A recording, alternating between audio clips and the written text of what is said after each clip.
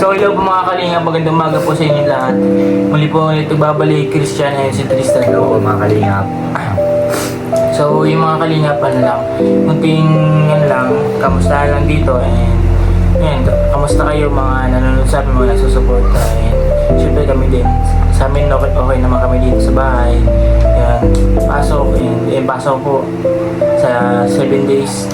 6 days ang pasok pa, isang araw lang ang pahinga ko, kaya medyo nakapagod din pero kakayanin naman si Tristan.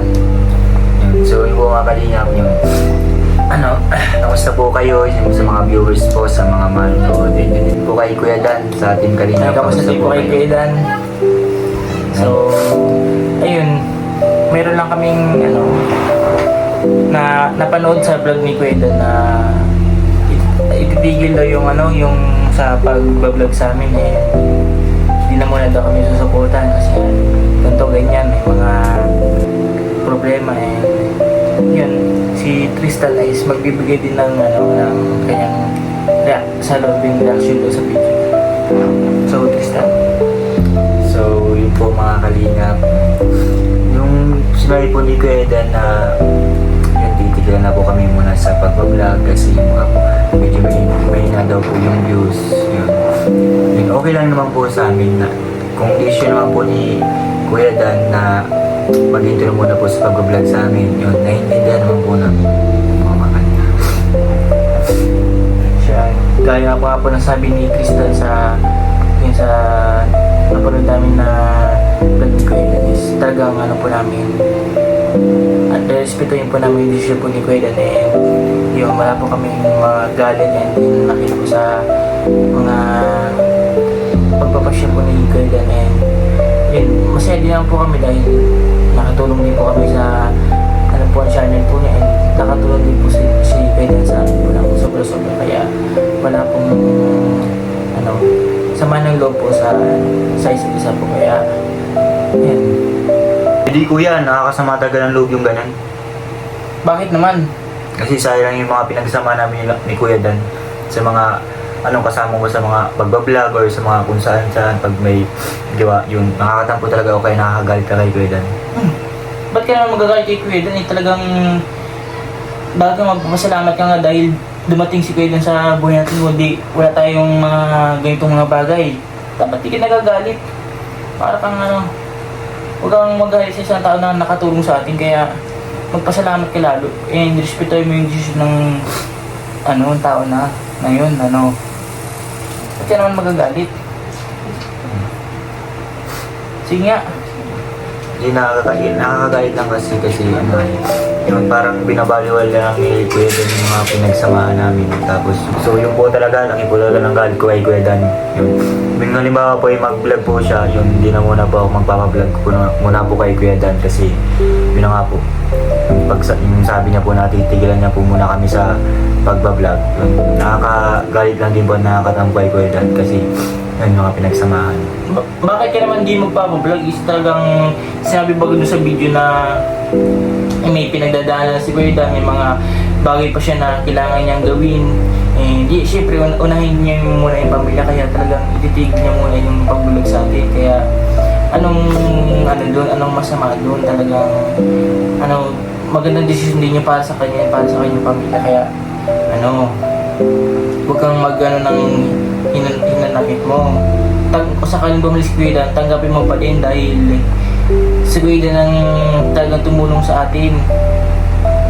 Ganito magkaroon ng bahay, ang kalingap, yan, mga pagpapaaral sa atin, silang nagturulong yan, kaya utang na loob mo yun sa kanya, kabaitan, kabutihan, yan ang lagi mo tatandaan. Naintindihan ko naman yun, kaso lang ay nakakatampo lang talaga si Kuya Dan kasi yun na nga. Sa bagay, nakakatampo si Kuya Dan dahil kung saan parang babaliwala nila yung mga pinagsamahan na sobrang tagal, yung mga masayang alaala. Nakakatampo. Yun lang po yung nakakagalit ko lang po kay Kuya Dan. pero ang sabi naman baga ni Kuya Dan na babalik din pag-isa sa pag-vlog sa atin ng edad lang. Lang ng konting panahon yun. Hindi naman yan totally mawala si Kuya Dan. Kumbaga, nagpahinga na. Kaya may din naman kami. Yan. So, kung namang decision na Kuya Dan, naiintindihan ko naman po. Kaso po ay nakakatampo lang kasi Sige, mag-sorry ka kahit sa kay Kuya Dan, sa mga viewers na dahil nagalit ka sa decision ni Kuya Dan. yun. So, sorry po talaga sa mga viewers, sa mga sponsor, din po kay Kuya Dan yun. Sorry po talaga kasi nabigla lang din po talaga ako sa napanood ko po sa vlog niyo po. Yun. Sorry po talaga Kuya Dan.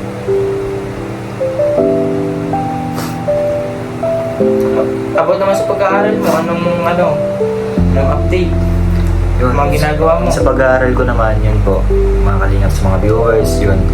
Okay naman po yun, kakatapos lang din po namin ng summative test ngayon pong 15, nakakatapos lang po namin nun hanggang 16 po. Yun. Okay naman po. Pasado naman po yung mga pinag-examan ko po. Yun, anong masasabi mo sa mga sumusuporta sa atin, sa mga nakapaligid sa atin na nagsusupport sa mga bagay na ginagawa natin sa pag-aaral.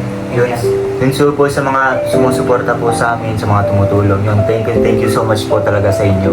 Yun. Sa mga viewers, sponsor, sa mga po namin, sa mga nagbabantay, yun po, thank you so much po sa inyo. At kay ma'am, yun, kay Ma'am Anis po na thank you so much po sa nagpaparal po sa amin. Laking tulong po nyo sa aming magkapatid. Thank you so much po. Doon naman po sa sa mga nagsusuporta po sa amin, mga nanonood, tagang buo na po yung pasya po namin na hindi po kami magpa-vlog po kay Kuya Dan dahil sa mga nangyayari po sa kanya po sa kanya channel po. Yun, medyo matagal-tagal po kami hindi po mapapanood sa YouTube, talagang po kami, talagang desidido po kami and nirespeto lang po namin yung decision po ni Kuya Dan na huwag mag-vlog sa amin. Yan. Yun po guys. Buo na po ang pasya po ni Kuya na hindi na po muna po magpapablog kay Kuya Dan. Dahil sa mga po, sinabi po ni Kuya na sa mga nangyayari baga po sa kay Kuya Dan po. Sa channel ni Kuya Dan. Buo na po ang pasya po na hindi na po muna po kami magpapablog.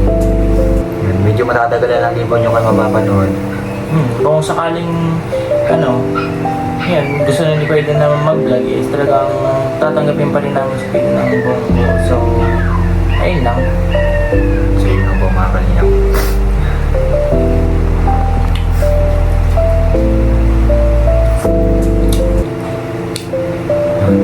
Pero kung naman po, kung babalik naman po si Kuya Dan po sa amin, mag-vlog po ulit siya, yung tatanggapin po namin siya ng buong buo, kagaya po nung kung ano po yung pinagsimulan po namin at mga pinagsamahan, ganun pa rin po hanggang pagbalik po sa amin sa pagbablog. So, yan guys, talagang malaking tulong pa rin talaga si Kuya Dan ang tinkalingap sa buhay namin.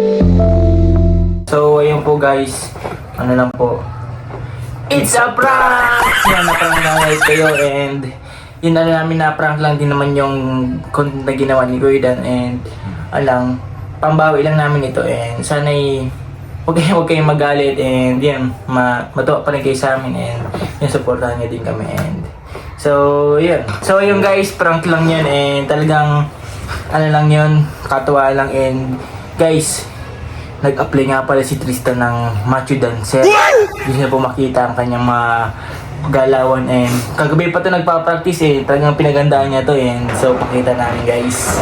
Sige, Tristan. Ganito po yun guys.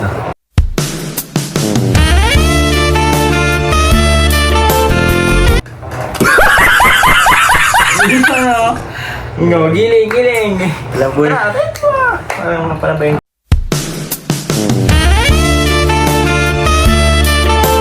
oh my God! Wow! So, yun guys.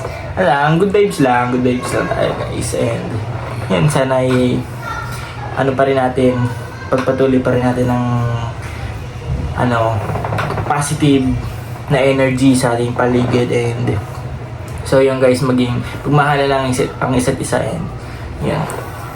So yun po guys, ako po yung nagpapasalamat po kay Ate Tess from Seattle para po sa mga damit po namin na magagamit na bulbo. Thank you so much po. So ano po ito, 3 pieces po ito, and isa po dito is para kay Kuya Jaber. Yun, meron si Kuya Jaber. Padala lang namin mamaya. So guys, ay baliktad pa. Ito kasi guys ay na po namin to, na gamit na din po namin to kasi nga sobrang excited po namin sa ito kasi ang gaganda pag mga branded. Yan, Adidas. Ito yung para kay Kuya Jaber. Ganda. Bigyan namin ito mamaya. So yun guys, thank you so much po kay Ate Tess from Seattle, and ay salamat din po kay Ate Tessie sa 2K allowance, and 2K naman kay Tita Lingling. So yun guys, thank you so much po kay Ate Tess and Tita Lingling sa pang-allowance po. Thank you so much po. Thank you so much po kay Tita Lingling sa kanyang Ate Tessie. kay Ate Tessa, bigay po sa amin allowance. So yun po guys, din na po nagtatapos ang ating vlog ngayon, and sana ay natuwa kayo sa amin, and wala man sana nagalit, and yun, tuloy pa rin ang suporta and ang pagmamahal. And so yun, thank you guys sa panonood ngayon, and sa mga nag-sponsor, sa mga support, tumutulong sa amin magkapatid. And thank you so much po sa inyong lahat. God bless. Yun, thank you so much po sa inyo, sa mga sumusuporta, sa mga nanonood, sa mga viewers, sa mga sponsor, at sa inyo po lahat-lahat. Yung maraming salamat sa inyo. God bless all. Ingat po kayo palagi. Thank you so much po guys. Ingat. Nakakadalawa na kayo, Christian Tristan, ha? Nakakadalawa na kayong prank. Parang nakakaamoy ako dito ng prank war, ha? Parang gusto niyo ng gantihan ng mga prank. Talagang sinasagot niyo yung mga vlog ko sa inyo, ha? Parang habang ini-edit ko yung vlog nyo kanina, napaisip ako, ayaw niyo nang magpa-vlog.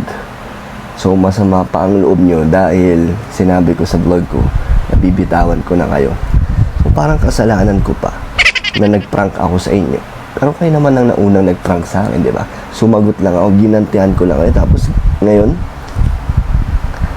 okay, tinatanggap ko ang inyong hamon. Kaya maganda kayo, babawi tayo kasi hindi ko panuorin lahat, eh. Habang in-edit ko talagang isa-isa natin siya papanoorin. Di natin alam kung hindi ko pwedeng panoorin agad yung dulo kasi malilito tayo, hindi natin makukuha yung pagkasunod-sunod. So talagang mano-mano talaga natin mapapanood. So talagang mapapaisip talaga ako kung totoo ba itong ginagawa nila, kung talagang seryoso ba sila. So okay, pero it's a prank na naman daw. Medyo din tayo naniniwala talaga kasi syempre sa atin natuto yan, sa atin ang galing kung paano sila natuto mag-prank, diba? So ginagamit na nila sa atin yan. Pero ngayon may bago sila. Grabe, may pamacho dancer pa kayong dalawa. Talaga sinayawan nyo pa kami. Talagang sinayawan niyo pa. Saan niyo natutunan yan? Tinuro ko ba yan sa inyo? Hindi Kasi kung ako nagturo niyan, mas masarap kayong tignan sa pagsayaw. Pero, ayun nga, good vibes na naman daw ang binigay na vlog sa atin ng magkapatid. Thank you kay Ate Tessie sa binigay niyang 3 t-shirts na naman niya sa atin live selling para sa kanilang 3. And also allowance 2,000, and from Tita Lingling also 2,000 all. Nagbigay din si Tita Lingling sa akin ng 2,000. Grabe, pang charity natin dito. Thank you so much po sa mga sumusuporta sa magkapatid. Yun lang po. Abangan nyo, gaganti tayo dyan. Mga viewers, kakampi ko kayo Kalaban na natin yung magkapatid sa pagpaprang. Bye bye po.